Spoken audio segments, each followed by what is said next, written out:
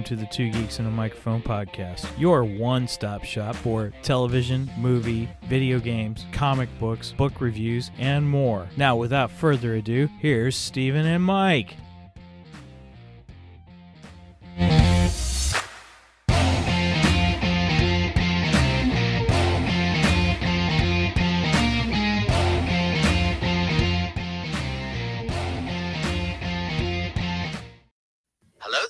Kenobi. Kenobi! Welcome, everybody, to Two Geeks and a Microphone show. We are so glad you're here with us because we are talking episode 5 of Kenobi. Hey, everybody. I am your co-host, Mr. Stephen Buster, along with my good friend, Mr. Mike Shanks. Mike, say hey to everybody. Good morning to all you geeks out there in Geekdom land. I was just telling my dogs to shut up. Sorry. A lot of that going on today. Yeah. Hey, everybody. Okay, Matt's in the chat. Hello, Matt. Hello, Matt. Uh-oh. Matt's in the chat. Well, I'm sure Matt's going to have a few things to say about this episode. That's right, by golly. Matt, thanks for joining us last week on our show, and it's exciting to have you here with us again because Last week for our Two Geeks and a Reva show. Two Geeks and a Reva show.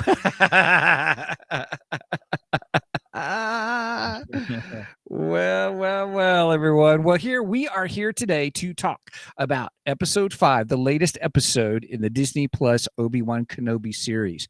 And it is a 6-episode series. And this was what's the term? Penultimate? The next to the last episode, I think is the fancy term, penultimate. Wow. How many dollar word is that? I don't know. I don't know, 4 or 5, whatever. So I will say this about this episode. The question I had going into it, okay, is this going to be a good episode to lead into the finale? Is it going to set up the finale really well? And so that's one of the things that we'll talk about as we go through this. The other questions I have are, what did you think about Vader in this? What did you think about Reva in this? How it tied in some of the story. And there's all kinds of stuff. So everybody, thanks for joining us. And Mike, to get the ball rolling, what would you like to do our episode rating on for today? Oh, good question. I hadn't really thought about this one. Well, I tried to think of it, and I couldn't think of anything that we hadn't already done, kind of a thing. I thought, well, maybe you had something in your mind of what you like to do. And hey, everybody, while he's thinking about it, I just want to be upfront with everybody. Mike and I have not talked all week long. So we normally will have some things prepped, or we know that we have each other, as prepped. So technically this is really around the virtual coffee table today as two guys just getting together and just rolling off the tongue, talking about this episode. And I'm looking forward to this. You're going to probably hear some surprise out of my voice a couple of times. You will get it on the fly as we are experiencing it together. So, Mr. Mike, what are your thoughts on our rating for today? Let's just go with lightsabers. I don't know what else to use in this one, so we'll go with lightsabers. Okay, sure. You had a better idea. No, lightsabers sounds fine, actually, because I don't think we've done lightsabers actually. And lightsabers are prominent in this episode, by golly, thank goodness. Prominent all through Star Wars, so well, yeah, but we got more lightsaber action in this episode than I think we've gotten all the other ones combined. Sure. So lightsaber stab. That's Matt. Yeah, I wonder what that was a reference to. Matt, you might not want to be so happy just yet, though, but we'll get into that. Okay. All right, Mike, what's your rating and why on this episode? I'm going to give this an 8 out of 10 lightsaber. Okay. I will not go a 9 because honestly, there's some scenes in this that should have happened early in the season. Ooh, intrigue. Okay. But overall, I thought it was a good episode. I did kind of have one of your moments, not fast forwarding, of course. I was about to say, did you fast forward 10 seconds? Yeah. No, I didn't do it. No, there was kind of at the end. I'm like, yeah, this one I kind of wished was just going into the season finale. So I did kind of have that moment that you always whine about. I want some cheese with my wine. Cheese is good, man. I love cheese. That's right. That's right, by golly. I love me some cheese. So I'll go with 8 lightsabers. Okay.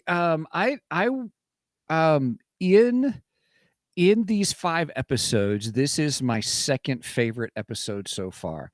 I didn't know how I'd feel about it compared to episode 3. I loved episode 3. Absolutely adored episode 3. And this is not as good as that episode. Okay. I did not rank it as good, even though it was good. I loved the storytelling. I loved how it was tying in some aspects of it. But it was a solid episode. I give it 8 out of 5 lightsabers. And wait a minute, you give it what? 8.5 out of 10. Sorry, Oh, I did okay. say 8 out of 5. Sorry, 8 out of 5. I was like, how does your math work? Yeah, I'm having math struggles, everybody. Please forgive me. 8.5 out of 10. Geeky dads, we know our math a little bit better. Darn, none of them were in the chat for that. Yeah.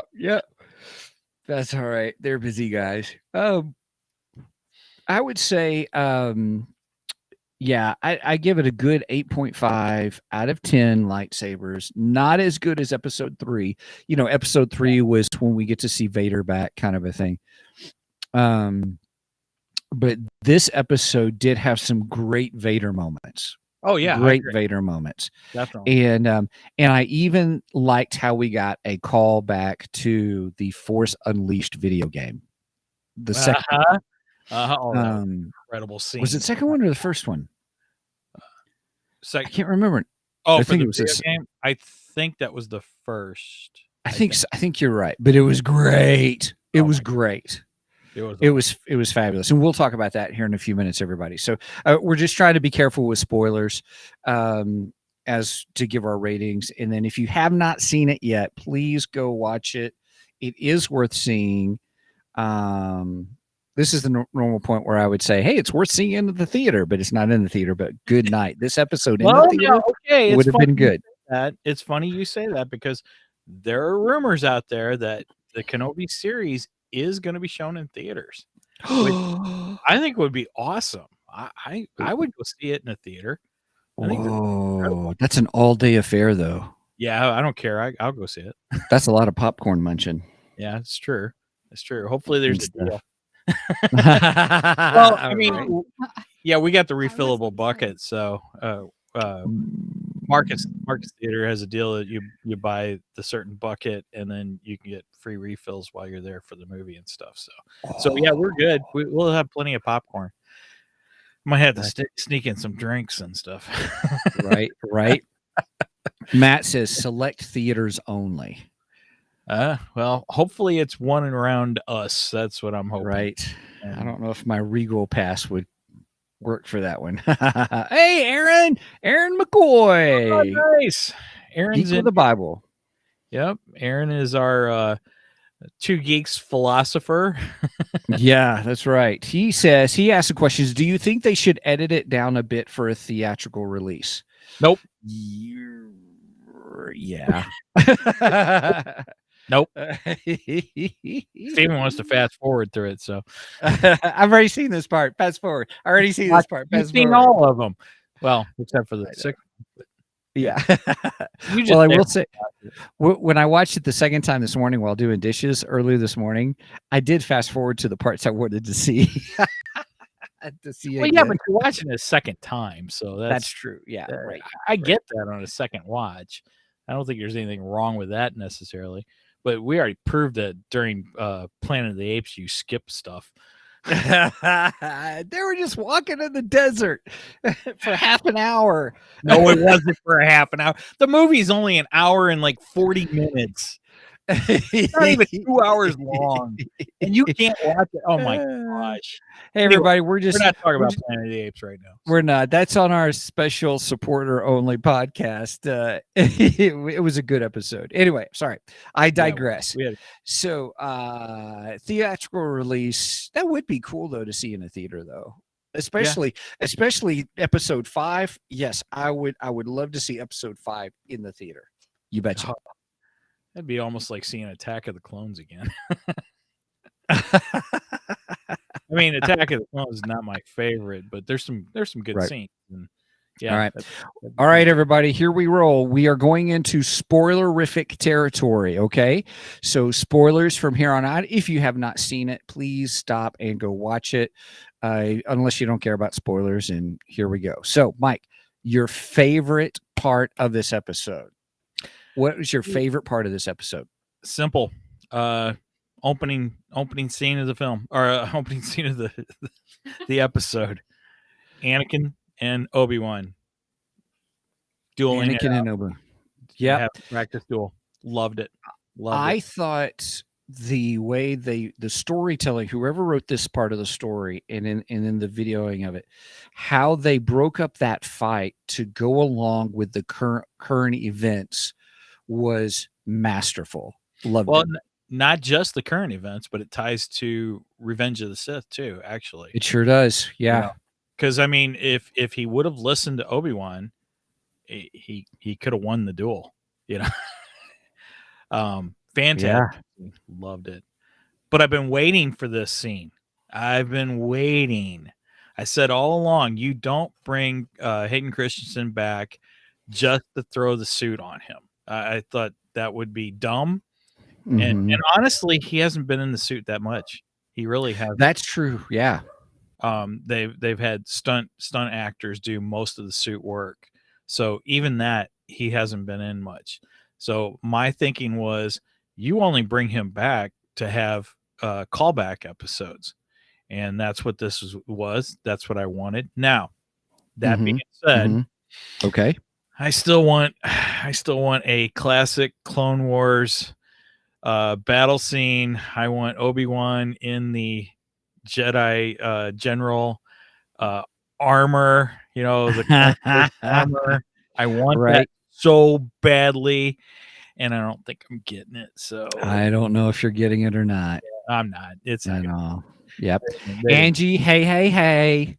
welcome, Angie. Angie's busy today, so she couldn't help us, but she is here in spirit. Yep. So, I will say, I did enjoy that. My favorite scene, or I'm sorry, I'm anything else you want to talk about at this moment about we're good. The lightsaber duel? My favorite moment was what I mentioned just a few moments ago, was straight out of Star Wars Force Unleashed. But here comes Vader and just force holds that ship from taking off. That was awesome. I was like, yeah, this is great. I saw somebody complain online about it. They're like, what is this? I'm like, what? Yeah. I'm like, then my brain went, then you're not a Star Wars fan, because that means you haven't played Star Wars Force Unleashed or unaware of this scene in Star Wars Force Unleashed. Unfortunately, they used it in the sequel trilogy too. I mean, that's how the ship bust in half and, you know, all that stuff, which whatever. This was done much more better. Much more better. Oh, everybody drink. Much more better. Yes, this was much more better with Vader. Showing his full force and might and evilness, and just embracing Darth Vader. Darth Vader should be Darth Vader. Yes, Darth Vader should be Darth Vader. It was reminiscent to the scene at the end of Rogue One, where they're in the hallway, and all of a sudden you just see the red lightsaber light up, and he just makes mincemeat out of those rebel warriors. And that seeing the power of Darth Vader in this episode, Well, I'll get back into that. But the full power Darth Vader, and then seeing him hold that ship, bring it down, and then just rip the side out of that Rip the thing. side off of it, yeah. Yeah, and that was great because then you could see the windows on the other side of the ship, and then through those windows you saw the second ship fly up. Yeah. And I was like, that was good. That was good stuff right there. I like that. Done better than the sequel trilogy. Agreed. Done better than the sequel trilogy, yes. Because the sequel trilogy, oh, Chewie died. Well, oh no, he didn't die. He was on the other ship. There was no other ship. This one, there actually was another ship. Wow. Even when I went back to watch it again, I paid attention were there two ships there? And there were two ships there. You do see the two ships, but no, I've watched that many times. You do not see two ships. Oh, no. I'm sorry. In the Kenobi episode. Oh, okay. I apologize. All right. I thought you were referring to okay. Right. Oh yeah, no, the not Force Awakens that was the Last Jedi one, wasn't it? Anyway, even if there wasn't when you first saw, the ships, at least you saw a second ship go away, which you did not see in the sequel trilogy. Right, so, right. Done better. Done better. And we already said it once. We already said it once in this context. Yes. So that was my favorite scene because I remember when I played that in Star Wars Force Unleashed, that scene of bringing down the Star Destroyer. It was just awesome. It was just. Did you see the post I made yesterday? On our page? It was a picture of Starkiller. And I think it's from the scene where he's bringing down the ship, and it says, "Hey, Favreau and Filoni, do this," and I'm like, "Yes," as the Emperor would say, "Do it now." Yeah, let's have a Force Unleashed series. I would love to see that, and it would be great if they could get Sam Witwer. Oh, well, who else would you get? You have to get Sam. I mean, you would have to. Oh, could you imagine how Sam would be? Oh gosh, that guy would be in Star Wars heaven. Right. He voiced the character in the video game. It was modeled after him. Right. You would not.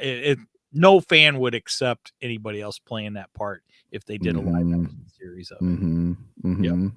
Yep, there it is. Okay, I'm looking at it now.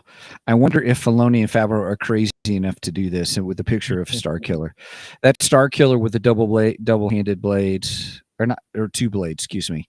Yeah, go for it. Absolutely. Oh, also, I want to go back to the other meme that you posted because I totally cracked up, but we'll save that for later. Okay, the one with the other Inquisitors. On a microphone and stuff. So that was a great one. That was funny. Yeah, well, we're already in spoiler territory. Let's already talk about it. I'm sorry, everybody. So the picture is where you've got three people who have a microphone. It's the Jokers. It's the Jokers from what is it? AMC. I forget the channel that has the Practical Jokers. That's who it is. But they have the Inquisitors' faces. The Grand Inquisitor, the third brother, and the second sister, right? Right. And then sister. Do what? I think she's the second sister, but yeah, go on. Yeah, but then there's the first frame is where they're saying, "Now tell Reva she's the Grand Inquisitor," and then the next thing you see is "Rise, Grand Inquisitor," and then you see the three laughing and carrying on and stuff, because that was a good reveal, because a lot of people were saying, well, you just killed off the Grand Inquisitor, which I thought he went out kind of hokey anyway. But don't we see Grand Inquisitor back in Rebels, and he dies in Rebels? Yes. And so there was a lot of confusion about that, and so they took care of that. And the only problem is, so basically Reva did. We're kind of jumping ahead in the episode, but I guess it's okay. We're talking about our favorite parts. The only problem with that is Reva does the same thing to the Grand Inquisitor that Vader does to Reva. So I don't think Reva's dead yet.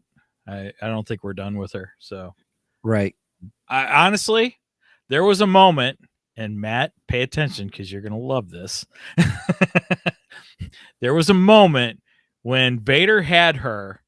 I thought for sure he was going to do the same thing to her that he did to Count Dooku and Pop off the head. cut off her head. I thought so too. I really thought it was going to happen, and then he Mhm. kind of skewers her, and I was like, Yeah. oh, okay, all right. Might have been a little too much for this episode to. Well, I thought he skewered her because then it was going to be right after that was the reveal of you thought you could trick me, kind of a thing. He goes, I recognized you, youngling, kind of a thing. Right. He then that he knew all the way from the beginning, and he's just Yeah. using her the whole time. Yeah. Then the Grand Inquisitor comes out. I've said this the whole time. The Inquisitors, they're nobodies. I mean, they think they are all important in the Empire. No, Vader and the Emperor are just using them to hunt Jedi, and once they're done, they're all gonna go. Vader's killed them off in the comic books. These guys are just fodder for Vader. They're nothing. He could care less about these guys. Mm-hmm. Zig says maybe because he still felt guilty for killing all the children. I think at this point Vader feels guilty about killing guilty at all. I don't think, and one of the things I struggle with, especially at this point, Vader has no remorse whatsoever. And honestly, it's the way I want Vader to be right now. I don't want him to have remorse. Mm-hmm. He's saying that's why he didn't cut off her head. I think it's more what they said. They were like, "Oh, we're going to leave you to be nothing." Because death is a easy way out of it. Yeah, Vader has no guilt. Sand people. Hashtag sand people. Very true. Nice, Matt. Well, here's the thing that I've often struggled with. I love my villains to be bad. My villains to be, good guys are good, bad guys are bad. Certain ones I totally agree with, and Vader is that one up until Return of the Jedi. Yeah, and even at Return of the Jedi, no, you got to have that moment. It redeems Vader. It brings closure for Luke and Leia. That's very important for their story. So, I'm sorry, I disagree. Well, no. All I'm saying, it does make it difficult because, man, he was really bad, and it always goes back to that one how it should have ended scene where Vader comes back as a Force ghost. So it's Anakin as a Force ghost. Then all the little, bye Angie, thanks for joining us. Then all the younglings going, you killed us, and Yoda going, awkward this is. I understand what you're saying, but Steven, should you put on the preacher hat, the minister hat? Huh? Hello? Do we need to go preachy here? All right, everybody hear me getting quiet. So let's see what Matt says. Matt says this. He says, in this series, he is truly showing that Vader is the number one villain in all of cinema. Matt, absolutely 100% agree. And that's something every Star Wars fan wants. Yes. They want to see. I loved Vader in this episode, not as much as in episode 3, but it continued episode 3, if that makes sense. So seeing Vader and how ruthless he is. Now, I saw some complaints. There have been some complaints about this episode. And one of them said that it didn't portray Vader correctly, which I didn't understand. I'm like, wait a minute. We got Vader pulling down the ship. We got Vader skewering one of the Inquisitors. Vader was Vader in this. The only thing I could think of was they may have been talking about, the flashback was actually Vader's flashback.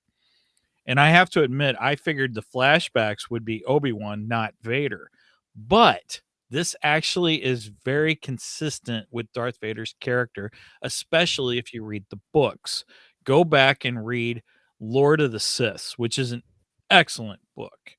Lord of the Sith, and I think one of the new Thrawn novels, they kind of touch on this too. It's the one where they actually put Thrawn and Vader together, and then you have a simultaneous adventure of Thrawn and Vader together and Anakin and Thrawn together, which is a great book too, by the way. But anyway, they do refer to Vader having memories of Anakin and him trying to repress those memories, and because the Emperor is like, you have to get rid of this persona of Anakin. Anakin never existed, which is also why we get that moment. Was it New Hope? I forget. Or no, maybe it was Return of the Jedi. I forget. There's some point where he's referred to Anakin, and he says that name no longer has any meaning to me. So he is, at that point, he is finally embraced. That's good. As Darth Vader. So that's insightful. These scenes are very, very Darth Vader. It is essential to the growth of the character, is what it is. Yeah, that's good stuff. So that's why you're trying to figure out why this guy complained. Yeah, I don't know. It was a great Vader. It was great. I also saw complaints about, well, how could Leia's just a little girl. She's only 10 years old. How could she know how to do the wiring and all that stuff? Yeah, well, how could Anakin build a droid? Okay, Anakin was only 9. Age. You know, he was the same age. Oh, wait, and he's her father. Oh, I mean, really? Is that hard to figure out? Come on. You know? Sorry. Right. I got no problem saying there's one, just, you can talk about your likes and dislikes, but saying it's so funny how some people just want to complain for complaints, just so they can get clicks and likes. You know what I mean? Matt says this episode echoes Empire Strikes Back. Most of that movie is Vader focused. This episode does that same feel. Yeah, I think so. That's why Empire Strikes Back is the greatest Star Wars movie in history. Go back and listen to our one of our first 5. We did our Star Wars battle, our favorite Star Wars movie and stuff like that. Yeah. I enjoyed this episode. It is my second favorite so far. Nice. Because of the fighting, because of the, that whole, what you said about, we got Anakin Skywalker back, you know what I'm saying, with him, with Ben Kenobi, and having that, and how it paralleled with the story itself. What Matt's given is that a throw up emoji? He's giving us a facepalm emoji. I don't think he's big on Anakin. Well, that's Matt. Look, I've been looking forward to the flashbacks. I've been very, very vocal about this all through our shows of Kenobi. So I am pleased with it. It looked like a scene that could have been put into Attack of the Clones. It had to have to be at the beginning of Attack of Clones, because after all, Anakin has both hands. That's true. Right. That's a great point. So in the timeline, it's before. It's actually before Attack of the Clones, but it happens on Alderaan, and you get that beautiful scenery. It was a great shot. I loved it. Right. It was. Matt was saying his head palm was okay. His comment to you saying the Empire is the best of the Star Wars movies. Okay, Matt, it's okay to be wrong, Matt. Steven. Right. Matt, which one is your favorite? Go ahead, put in the chat which one's your favorite. My favorite's Revenge of the Sith, personally. That's my favorite. I like Revenge of the Sith. I think it's a great movie. I like the first 6 I love. Empire's the best, though. Well, you're entitled to be wrong, as you just stated to Matt. Rogue One. Rogue One. Interesting. Don't get me wrong, but no, it's definitely not the best. I don't really consider Rogue One of the 6. It's not.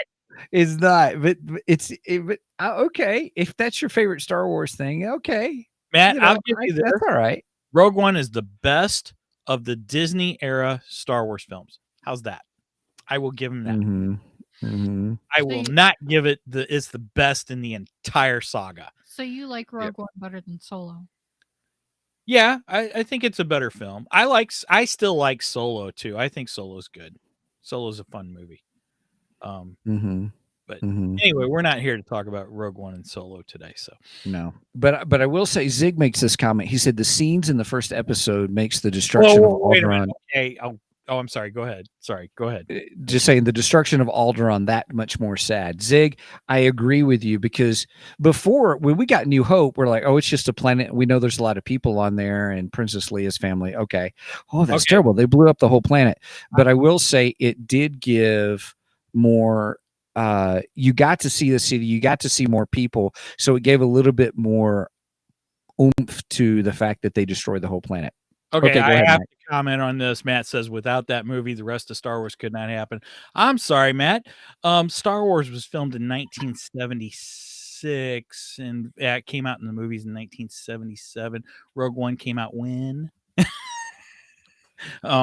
Without Star Wars, Rogue One never would have happened. 2016.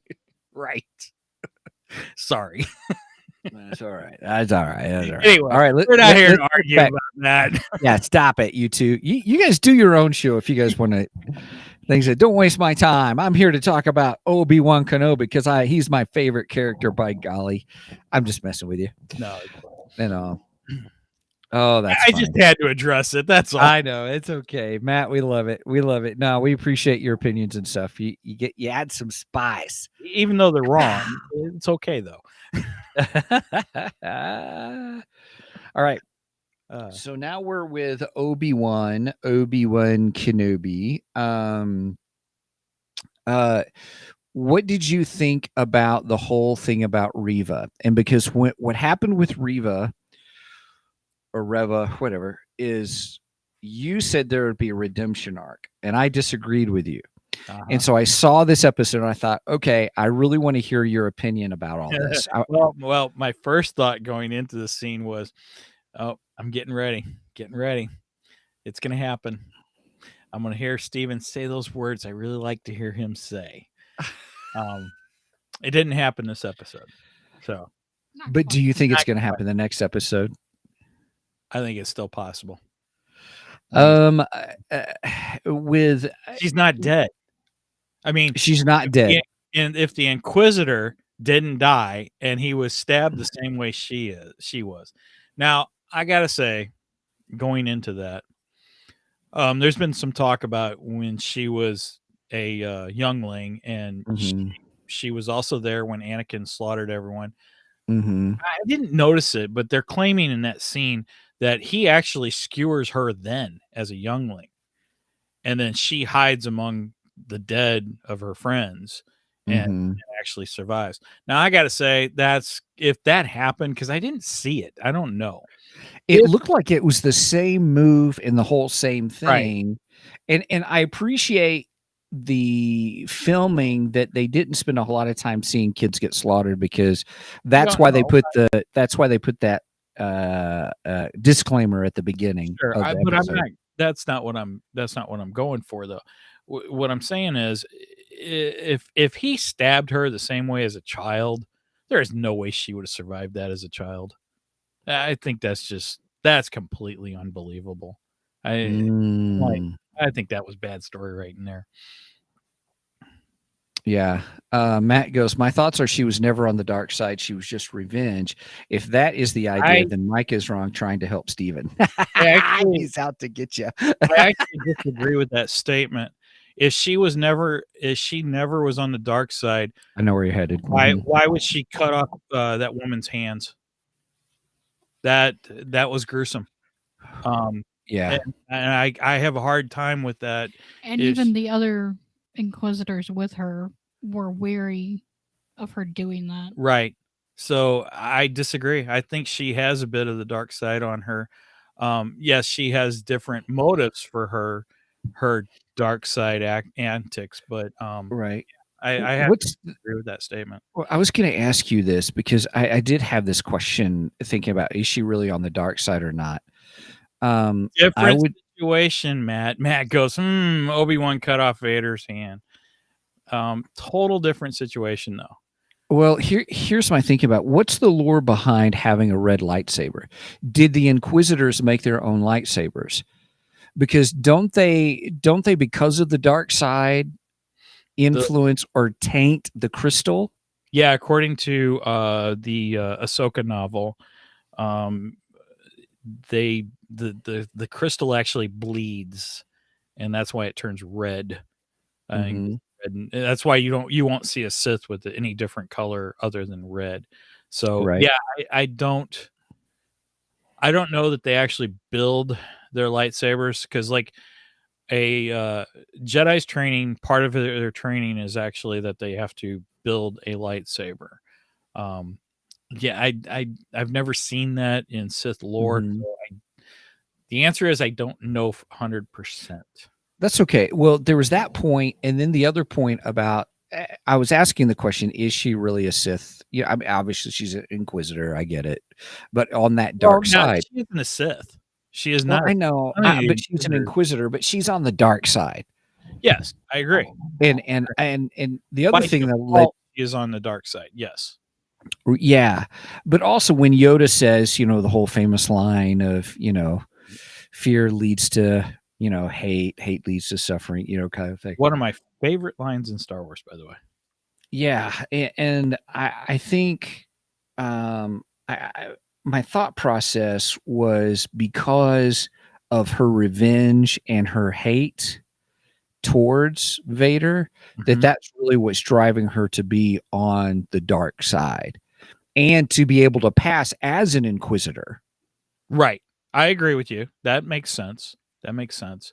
But again, I think there has to be a bit of the dark side in order for her to cut somebody who's totally innocent. By the way, Matt, Anakin at that point was not totally innocent, and Obi-Wan was in defense. He was not attacking. There's a difference between what was going on between Obi-Wan and Anakin and Reva and just a bystander on the side. So yeah, I wanted to just address Zig for a minute. Zig commented, I thought it was only kyber crystals they could get were red. Good. According to the Ahsoka novel, that is not true. If you read the Ahsoka novel by E.K. Johnson, which is a good book, by the way. According to that, a Sith obtains a crystal and the crystal bleeds and it actually turns red. So that is why every Sith lightsaber is red, period. There is no other color Sith lightsaber.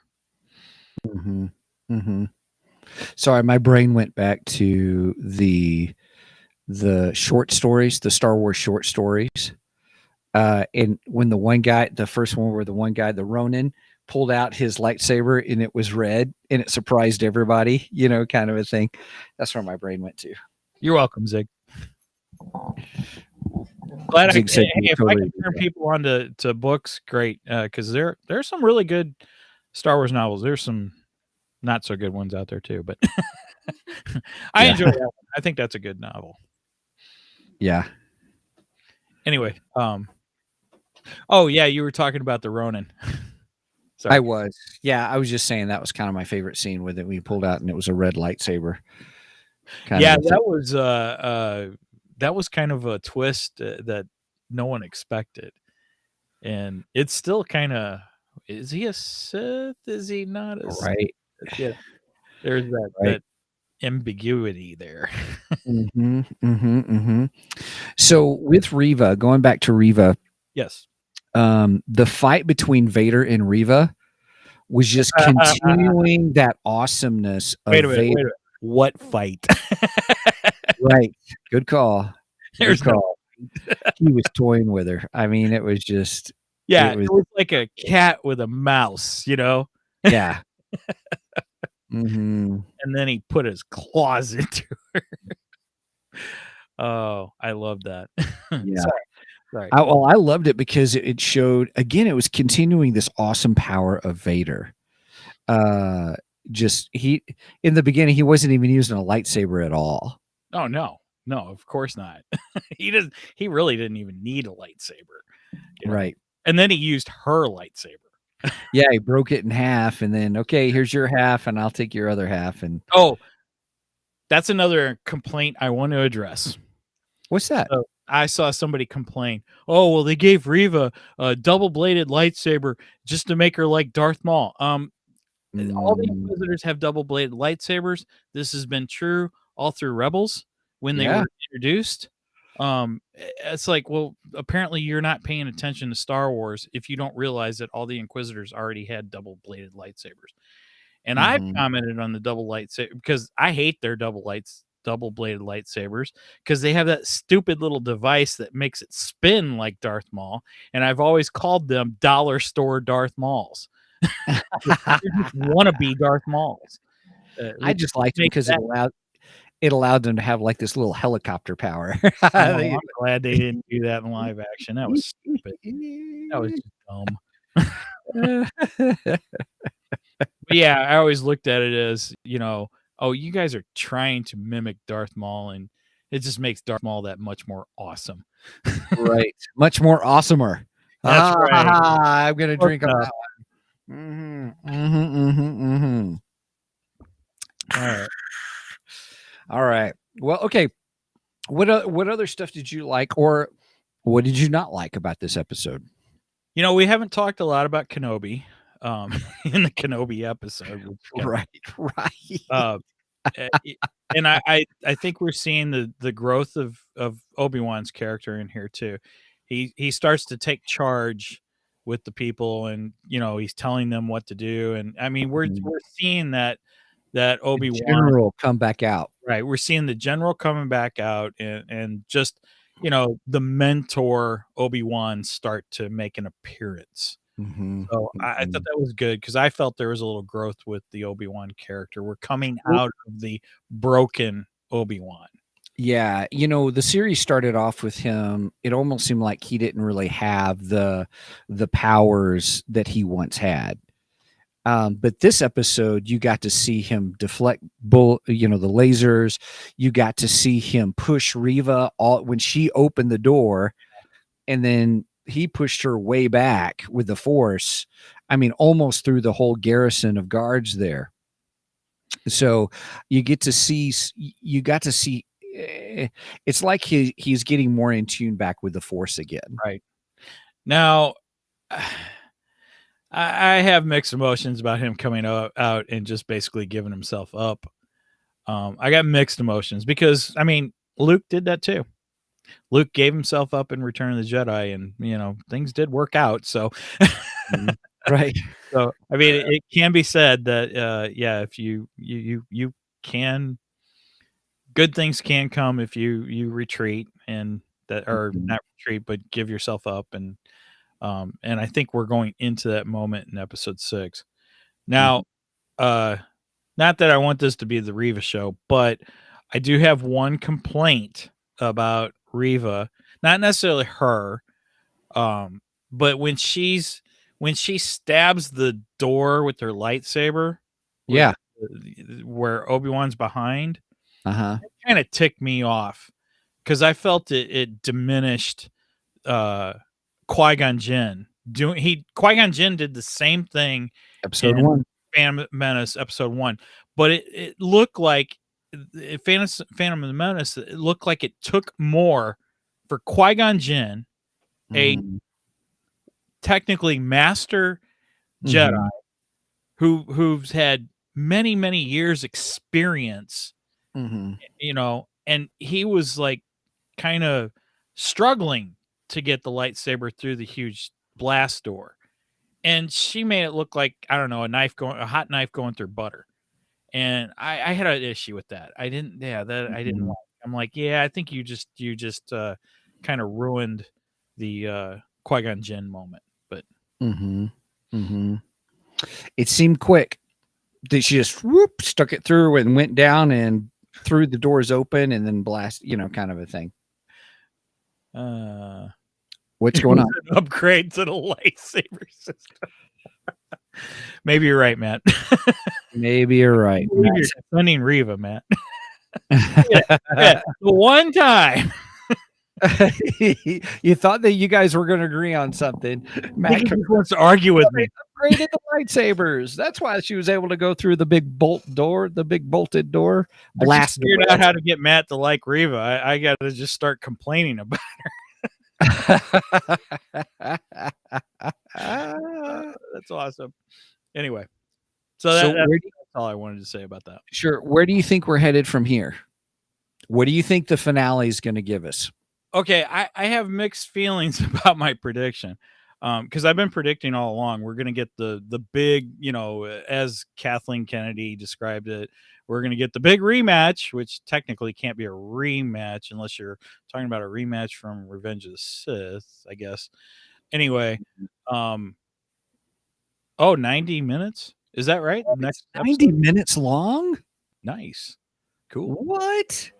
Matt saying that it's amazing 90 minutes. So how many of us are looking this up on our phones right now? How long, Where's our Tito? What's Tito doing? Kenobi. Anyway, my prediction has been that we're going to get the big battle between Obi-Wan and Darth Vader.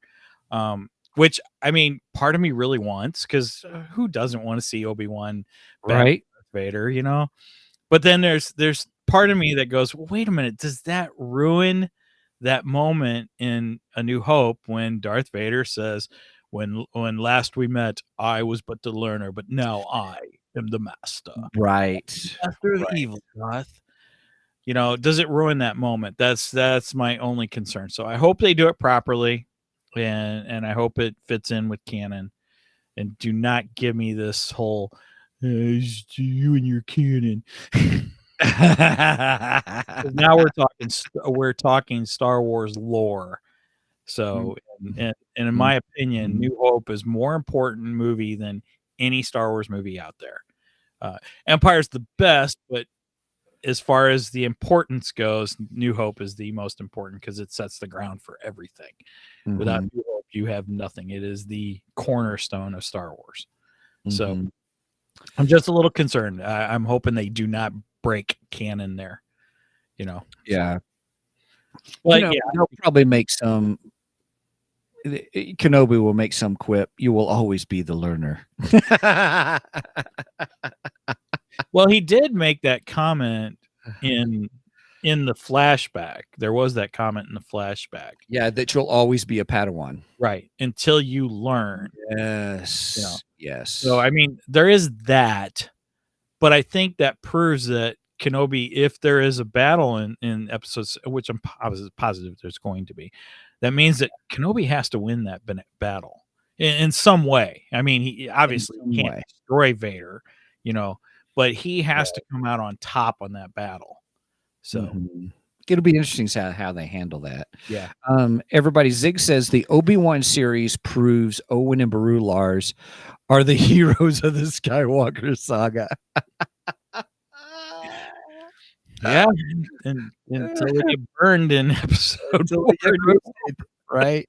Oh, get all toasty and everything. Yeah, till they get roasted. Crispy Owen and crispy Beru.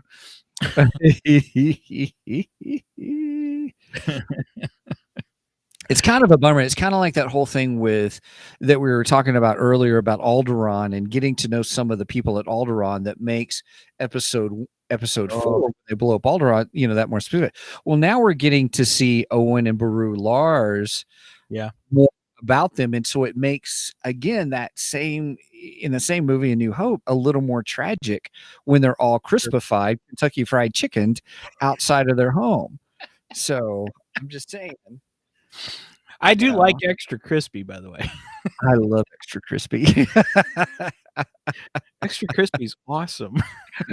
Kentucky Fried Chicken to go in association with a new Star Wars movie coming out. We come out with a new Lars extra crispy chicken. There's supposed to be a Q&A segment at the end of it. At the end of what are we talking about? End of episode 6. Oh, really? Oh, interesting. Which is why it has such a long runtime. Oh, so the last episode is probably only like 40 minutes, and then there's a Q&A afterwards. Yeah, that's what everyone's saying that I'm seeing. I'm hoping it's 60 minutes. Right? And then the Q&A is 30 minutes. I've seen consistently that the Q&A should be about 30 minutes, and then people are saying that the episode would be about 45, but that math doesn't math. That math doesn't math. It's three dad's math.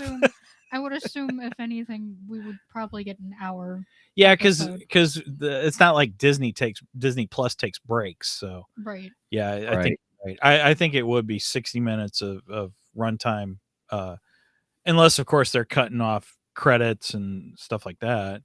But now we're getting into real semantics here. So I don't know. We'll see. We'll see. We'll see what comes out. We're just excited for it. What other predictions do you have? Obviously, the big battle. I got that. You think Reva is going to come back and be the whole redemption arc? Well, I definitely think Reva's not dead. I mean, if the Inquisitor didn't die and he was skewered in the stomach by her, then she's not dead either. That is kind of a problem because they got to quit this. Well, he's dead, but he's not dead. But I mean, that's not a problem just in Star Wars. That's a problem in even in the superhero world and stuff too. You know, we get a bunch of characters. Oh, they died. Now, don't worry. In two more issues, they'll be back. So, yeah, you know, yeah. So I got mixed feelings on her death. I'm not sure. I do think there's still going to be a redemption arc. What was that conversation between her and Obi Wan? If there's not, you know, that conversation is kind of pointless. Other than learning who she was, that would be the only thing for that. But I really think that's leading into her redemption arc. So I'm sticking with that prediction. Whether we like it or not, I think that's what's going to happen. I think some of my issue with Vader, and I think with Reva, and yes, you're right about the whole redemption thing. I think part of it is just the aspect of justice. In justice, is justice served, or is just, that kind of a thing. And, because Reva did she even talked about, you don't know what I've done kind of a thing. Sure. And so, she gets her redemption arc. Okay. You're telling me that Vader can be redeemed, but Reva can't. No. I'm just saying my issues. That's all. I'm not saying they can or can't. I'm just saying, as we've been processing it, or I've been processing as in our discussion, is I think it's the issue rolls around justice. Is justice served? I think realistically, they could do it. Don't get me wrong. Because even with Vader, justice was served. I guess he redeemed because he took out the Emperor and gave his life for his son. And so I and maybe it's the same way with Reva, that Reva gives her life for Obi-Wan. Yeah. I just don't know how they can't do it in the big grandiose way that Luke does it though. Cause what's she going to do? She can't kill Vader. If she kills Vader, they really break canon, and every Star Wars fan will be pissed off. So you can't do that. So I think it's going to happen. I just don't know how it's going to happen. I'm not saying it's going to be good. Let me state that right here. I'm not saying that the redemption is actually going to be a good, that it's going to be done well. It may not be. Okay.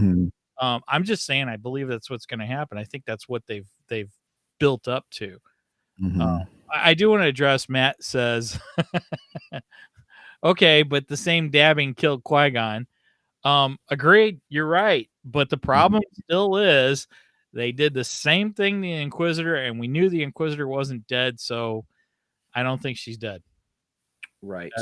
If they would have, if Vader would have done the whole cutting her head off like he did Count Dooku, well, yeah, she's dead.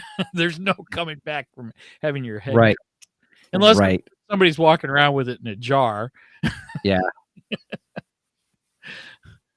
Anyway. No, I'm just kidding. So here's what I think is going to happen. I think we are getting the big battle. I think it's going to be epic because you don't bring Hayden Christensen back for the thing. I would, in all fairness, I would love to see the same thing we got in Rebels, where when Ahsoka fought Vader, you had the cracked helmet so you could kind of partially see him. I don't think they're doing. No, it'd still be cool though. But I do think that Obi-Wan is going to beat Vader, but they've already alluded to the fact that Kenobi cannot kill him. We already saw that. Remember when Reva was talking to him behind the blast door? He says, "Are you really willing to do what it takes? Are you really willing to kill him?" And there was this whole big pause. And she's like, "I didn't think so." Kind of. And so I think that's what's going to happen. He's going to beat him again, but he can't kill him. They're going to get separated because there's going to be other stuff that's going on, kind of a thing. And Vader's back in the back to tank. Okay, that's how I think it is. I want to address Jonathan's comment. At the same time, Maul was cut in half and survived, so it's inconsistent. Unfortunately, I agree. It is inconsistent. Mm-hmm. You're absolutely right. They haven't done a good job with that, but yeah, And I already said if Reva gets cut in half and she comes back with spider legs, I'm done. I quit. I'm out. Tap out. Bring in the other wrestler. I tap out. Done. Yep. Oh goodness. Well, I'm sure there's more that we can say, but we're running up on our hour. And I enjoyed this episode overall. I did enjoy it. It is my second favorite of the series so far.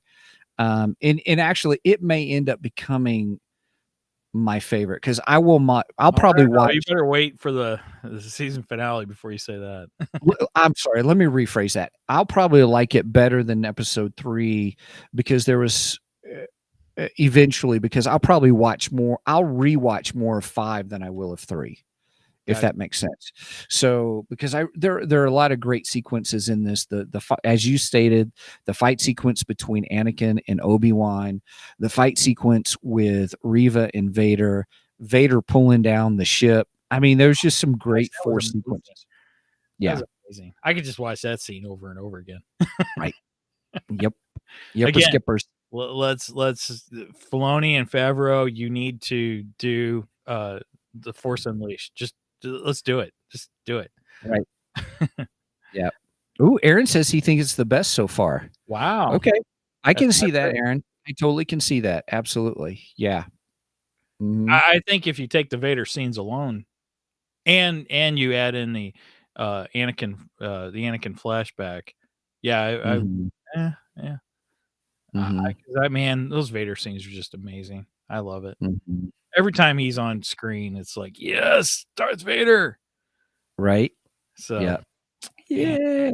Ooh, I may screen record those scenes and put together so I can see the whole battle between Obi-Wan and Anakin together nice. as one sequence and stuff. Nice. Because that was I did enjoy that. Yep. I gotta say, once this is done, I would like to go back and just rewatch everything back to back. Mm-hmm. So yeah, if it comes out in the theater, and yeah, I don't care if it's an all-day event, I'll go see it. We'll do it. Right. Yeah. Could you imagine feeling the rumble of Vader capturing that ship and bringing it down in a theater? Oh, that would be fantastic. Oh my gosh. Just all the Vader scenes in general on the big screen would be fantastic. Right. Matt says it's already on YouTube altogether already. Thank you. I'll tell fine. Yeah, but YouTube's not on a big giant screen at the movie theater. That's the problem. I think he meant okay. He meant all the scenes. So yeah, you don't have to do the work, Steven. Just go look. Yeah, exactly. All right, Megan, Matt, what were you saying? Understood it first. No, I was just saying that I think Matt meant the scenes that you wanted to piece together. Yeah. So the work done for you, Steven. Just go watch it. I'll just go watch on YouTube. Right on. I'm loving that. All right. Cool beans. Sorry, I was just seeing something. Oh, okay. That's a funny face. Yeah, I just thought I saw something. Anyway. Yep. Okay. Well, with that, hey, everybody, thanks for joining us. Good discussion. It's great to have Zig, Matt, Aaron. Angie was on, but she had to leave and stuff. So, Jonathan, thank you. Thanks for being here with us. Yep. Thank you all for chiming in. We appreciate it. We like the I love it. Forth. It's a lot of fun. I do. Yeah, it is a lot of fun. And just because we don't agree all the time with you guys, it doesn't mean we don't enjoy it. We do. We enjoy it very much, and some of it's tongue in cheek too. By the way, absolutely. Yep. I mean, all right, Mike. And to have fun, so it is, and we're having a great time. I really enjoy everybody's insight and inputs. It's a lot of fun. Yes, even Matt and your whole Reva thing. Well, I knew he was going to enjoy this episode. I knew that. Right. You're back, Matt. I was kind of happy for you. So. All right. Well, with that, Mike, I will let you sign us out, my friend. Okay. Make sure and check us out on 2geeksmike.com. That's everything, our hub to everything. You can get to our merch page, our Facebook page, our Twitter page, all that good stuff. Although I'm not very active on Twitter, I got to say. I don't like Twitter. After all, Twitter is a hive of scum and villainy. Told you I will get in as many Obi Wan quotes as I possibly can during these episodes. So, with that said, over and out, and may the Force be with you always.